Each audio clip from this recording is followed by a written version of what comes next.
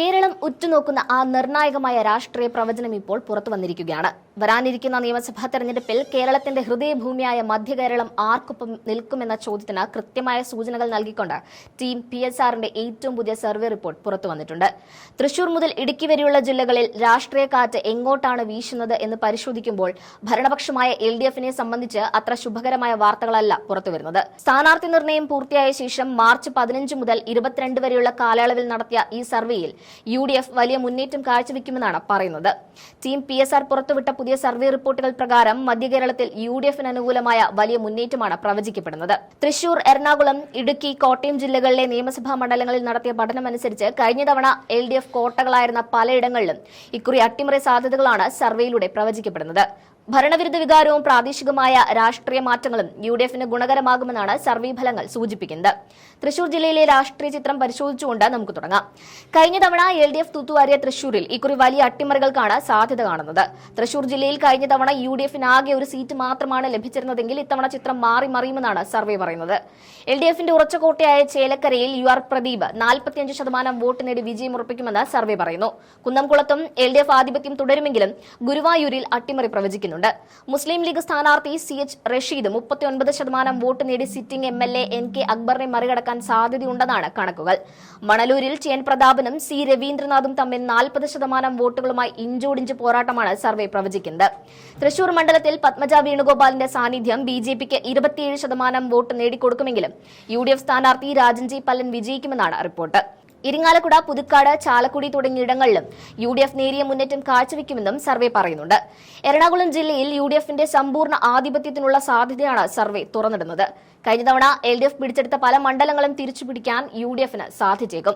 ഇതിൽ ഏറ്റവും ശ്രദ്ധേയം കളമശ്ശേരിയാണ്. മന്ത്രി P രാജീവിനെ മുസ്ലിം ലീഗിലെ അബ്ദുൽ ഗഫൂർ അട്ടിമറിക്കുമെന്ന് സർവേ പ്രവചിക്കുന്നു.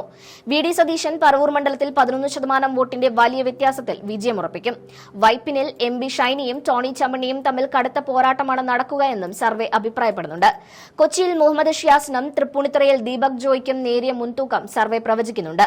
തൃക്കാക്കരയിൽ ഉമാ തോമസ് വലിയ ഭൂരിപക്ഷത്തിൽ വിജയിക്കുമെന്നും സർവേ വ്യക്തമാക്കുന്നുണ്ട്. കുന്നത്തനാട്, മൂവാറ്റുപുഴ എന്നിവിടങ്ങളിലും UDFന് അനുകൂലമായ കാറ്റാണ് വീശുന്നത്. എറണാകുളത്തെ 14 സീറ്റുകളിലും UDF വിജയിക്കാനുള്ള സാഹചര്യം നിലവിലുണ്ടെന്നാണ് PSR റിപ്പോർട്ട്. ഇടുക്കി ജില്ലയിലും LDFന് കനത്ത തിരിച്ചടികൾ നേരിടേണ്ടി വരുമെന്നാണ് സൂചന. ദേവികുളത്ത് A രാജയെ പരാജയപ്പെടുത്തി UDF സ്ഥാനാർത്ഥി വിജയിക്കുമെന്ന് സർവേ പ്രവചിക്കുന്നുണ്ട്. ഉടുമ്പൻചോലയിൽ KK ജയചന്ദ്രനിലൂടെ LDF സീറ്റ് നിലനിർത്തുമെങ്കിലും ഭൂരിപക്ഷം വൻതോതിൽ കുറയും.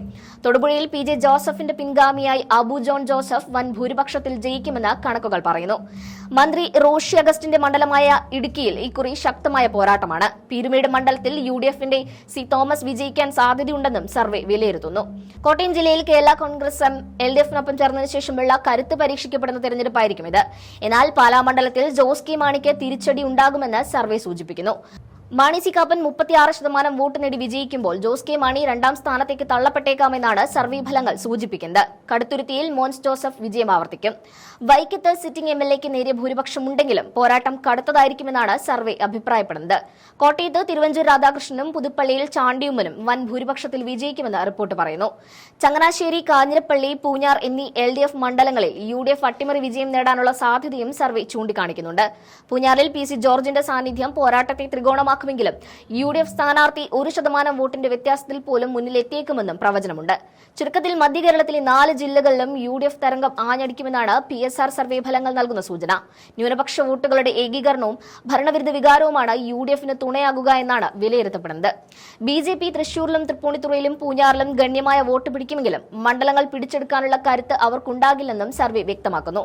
എന്തായാലും ഈ സർവേ ഫലങ്ങൾ എത്രത്തോളം യാഥാർത്ഥ്യമാകുമെന്ന് നമുക്ക് കാത്തിരുന്ന് കാണാം.